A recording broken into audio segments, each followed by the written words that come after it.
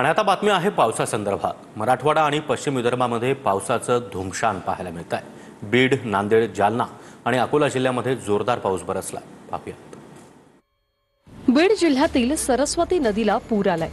माजलगाव तालुक्यातील शेतकऱ्यांचं मोठं नुकसान।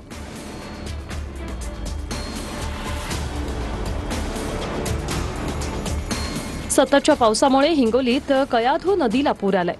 नदी दुथडी भरून वाहत असल्याने नागरिकांना सतर्कतेचा इशारा देण्यात आलाय। सोलापूर जिल्ह्यातील सीना नदी पात्रात 30,000 क्युसेकने पाण्याचा विसर्ग वाढवण्यात आलाय।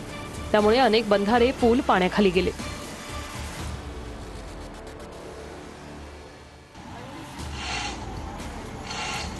धाराशिवच्या कळंब खामसवाडीत ओढ्यात 4 चाकी कोसळली। कारमधील एक लहान बाळासह 4 जण सुखरूप बचावले।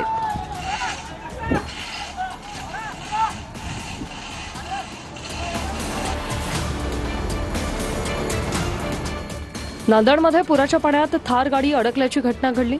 सुदैवाने कार चालकाचा जीव वाचलाय।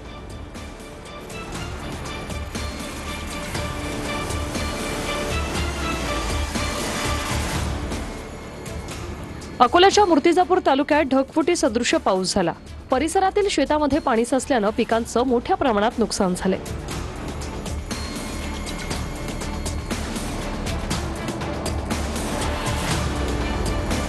बीड तालुक्यातील पोत्रा गावात पूल पार करताना शेतकरी वाहून गेल्याची घटना घडली। गाळात अडकल्याने शेतकऱ्याचे प्राण वाचले।